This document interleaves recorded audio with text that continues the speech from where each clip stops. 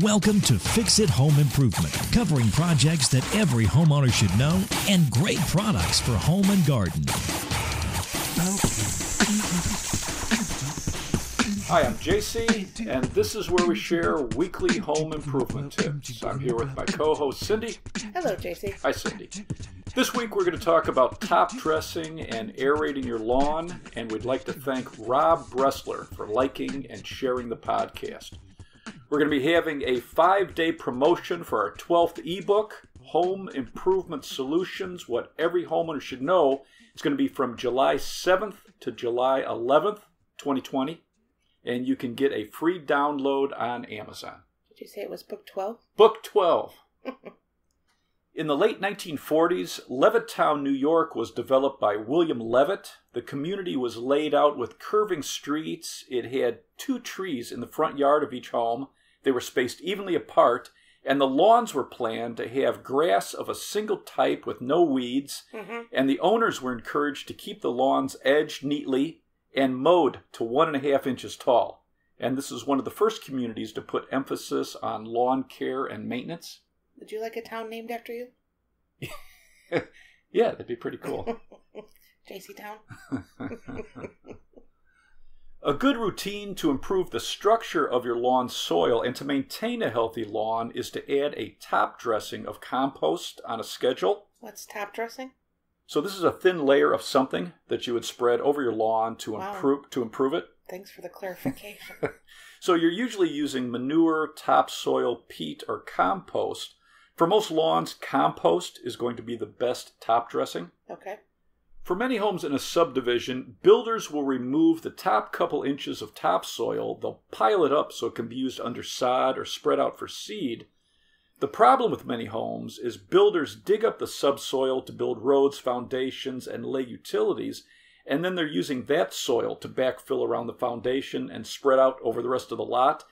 And subsoil is not healthy for lawns. It doesn't contain many microorganisms, and it can have debris from concrete, brickwork, and other construction material. If there's a lot of clay in your soil, it can become compacted, making it difficult for grass to grow well. And clay soil doesn't move air or water effectively. It can hold too much water when it's wet, and it can get hard and hot when it's dry, damaging the roots. And clay soil won't have as many microorganisms and worms to break down nutrients to feed your lawn. If you're in an area with sandy soil, it doesn't hold water or nutrients well for your grass. Okay. If you already have problems with your soil and now you're bagging your grass clippings, you're picking up leaves in the fall and only using synthetic fertilizers, you're never going to improve the soil structure or add a wider range of micronutrients. So you shouldn't be doing that stuff? Yeah, you should be mulching your grass clippings into the soil, mulching the leaves, as long as there's not too many, and then using some type of organic fertilizer. So more micronutrients are getting into your lawn. You're feeding the microorganisms and worms in your lawn.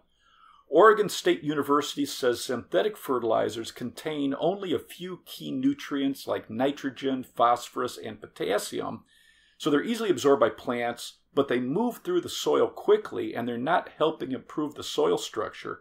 Organic fertilizers made from plant and animal sources, they're going to add a wide range of nutrients. It helps feed the microorganisms in your soil and worms, and that organic matter in the fertilizer can also help the soil structure. When you're feeding the microorganisms and worms in your soil, they're breaking down the nutrients in this organic matter so it can be easily absorbed by your grass. The worms that burrow through the soil help break it up, allowing air and water to move easier. And worms dragging organic matter down into the soil will break up clay soil, and it'll help sandy soil retain moisture and nutrients. So you're improving the soil. Yeah, amazing. With microscopic things and worms. It's not that exciting. If you have a new home without a lawn, you can amend the soil with compost before you put down seed or sod if it needs it. You'd add 2 to 3 inches of compost and till it down 6 to 8 inches. But for most established lawns, the easiest way to improve the soil structure and have healthier grass is to add a top dressing of compost regularly and use organic fertilizer when it's needed. Champaign University says if you have a home with bad soil and an unhealthy lawn, You should move. Aerate the lawn once or twice a year with a core aerator and top dress it with compost to improve the soil structure over time. By routinely adding a small amount of organic material onto your lawn, not only are you improving the soil structure, you're increasing the amount of microorganisms and worms.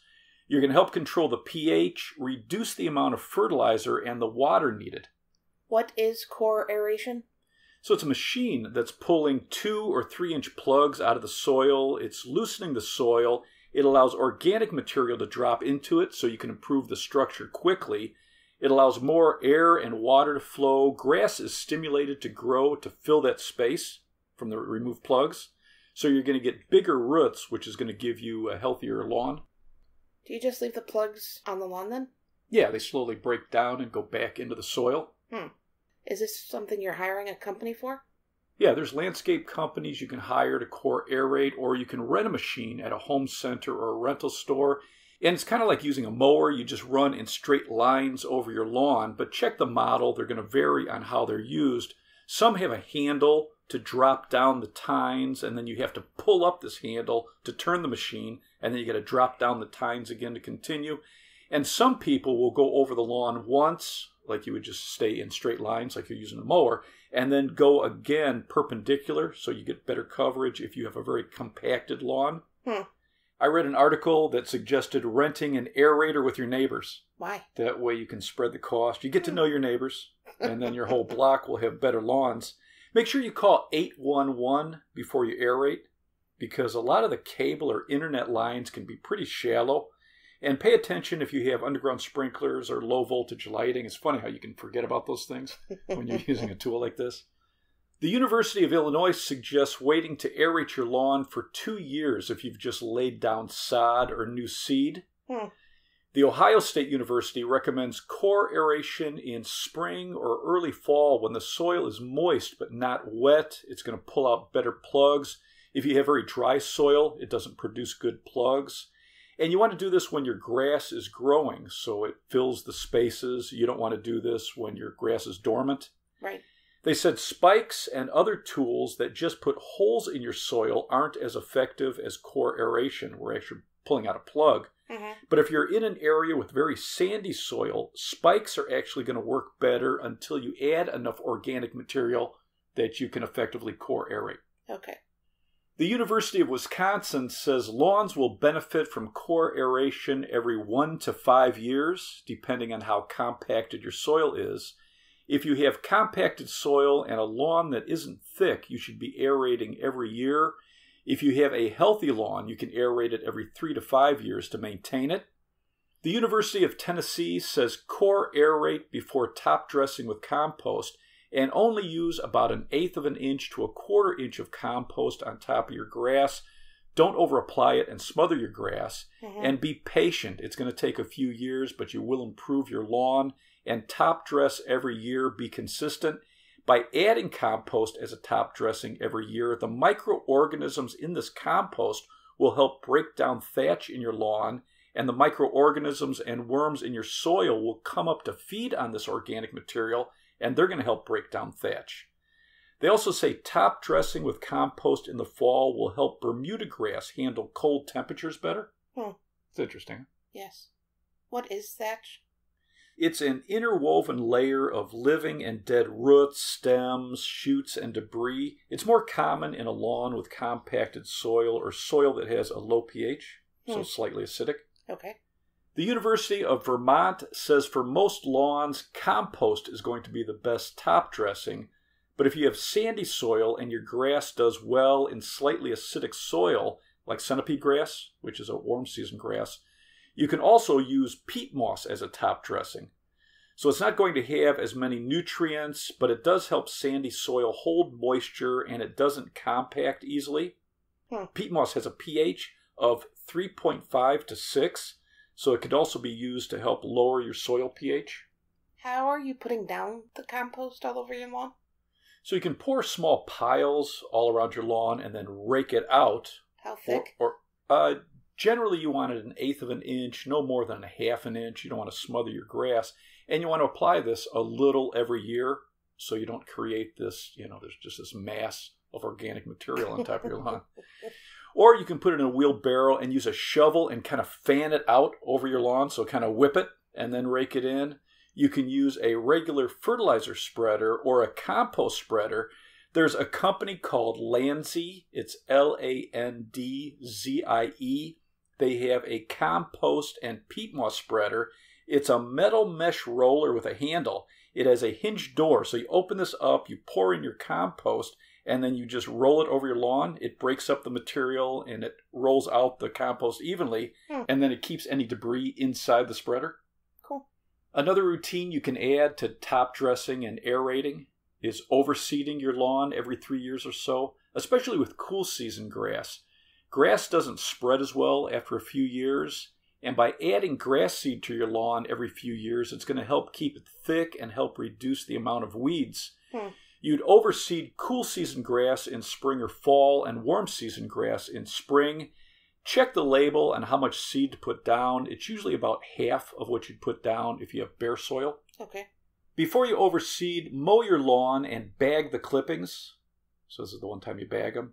You want the seeds to drop down and make contact with the soil so they germinate.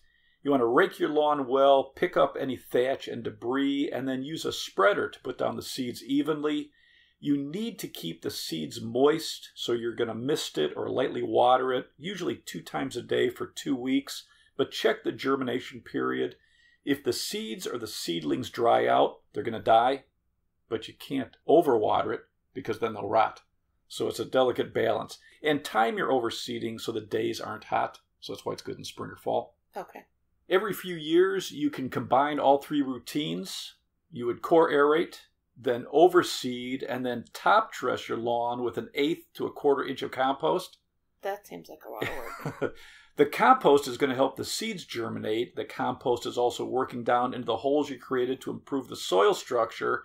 You're going to end up with a healthy, thick lawn if you do this regularly. And after you mist or lightly water during that germination period, make sure you're watering your lawn 1 inch worth of water a week throughout the season, and that will establish the new grass. Okay. When you're picking grass seed, get sun or shade varieties depending on the amount of sunlight the area is going to get. Right. Put high traffic grass in areas with a lot of use. And if you're adding drought-tolerant grass, it's going to reduce the amount of water your lawn needs. In cool climates, Kentucky bluegrass, rye, and fescue varieties do well. In transition areas between warm and cool climates, tall fescue does well. In warm climates, Bermuda grass is a good choice, but you can check with your local university extension for your area. You might need a special grass like centipede or bahia, depending on the soil, if it's very sandy or slightly acidic. Okay. Oregon State University recommends using a mulching lawnmower and leave the grass clippings on your lawn to add more organic material to the soil. Grass clippings contain nitrogen, phosphorus, and potassium, so it will help feed your lawn. You're going to need less fertilizer, and that organic material feeds microbes and worms. Exciting. Mowing once a week when the grass is dry can have a better impact on turf quality than any other lawn care practice except proper watering. Wild, huh? They also recommend mulching any leaves that fall onto your lawn. They'll work into the soil, but don't mulch large amounts that would smother the grass. Okay. Keep your lawnmower blade sharp to reduce damage to the grass. Sharpen it at least once a season for cool season grass, 2 times a season for warm season grass, and warm season grass is more susceptible to lawn disease if you have a dull blade. Don't remove more than 1/3 of the grass length at a time. If you have to wait during a rainy period to mow your lawn, you'd want to raise the mower to remove just a small amount of the grass, wait a few days, and then remove a little bit more. Right. You also want to leave your grass at the highest recommended height for the type of grass you have. For most cool season grass, it's around 3 inches long. Warm season grass around 2 inches long. But check your type of grass. If you have warm season grass, some will be slightly lower or higher than that. Longer grass or grass that you let grow to its longest height is going to give it longer roots. You're going to have less weeds, and you're going to have a healthier, thicker lawn. Some top-rated grass seed: Pennington, Pennington, Barenbrug, BARENBRUG, Nature's Seed. And they have a seed selector map on their website. It can help you pick the best seed for your area. Okay. And Scott's, SCOTTS. Do you have anything else to add? Top dress your lawn routinely with compost. Aerate and overseed every few years, and you will have a healthy lawn with healthy soil. You should keep a file, too, so you know what kind of seed you had. We should come up with a calendar with, like, routines that homeowners should have. Like anybody uses a calendar. If you use a calendar and you think that's a brilliant idea, email us, fixitpodcast@gmail.com. Let's wrap this up. You can subscribe to our podcast on Apple Podcasts, Google Podcasts, CastBox, or your favorite podcast app. If you enjoyed it, please leave us a review. You can check out our home improvement videos on our YouTube channel, Fix It Home Improvement. And you can subscribe to that as well. You can download our ebooks, Home Improvement Solutions, What Every Homeowner Should Know, books 1 through 11, and from 7/7 to 7/11, you can get a free download on Amazon. Of book 12. Of book 12 only. You got to pay $1 for the other ones. If you enjoyed it, please give us a 5-star rating and review. You can email us at fixitpodcast@gmail.com. You can follow Cindy on Twitter at FixitCohost, and you can follow us on Instagram, Fixit Home Improvement. Thank you for listening. Talk to you next week.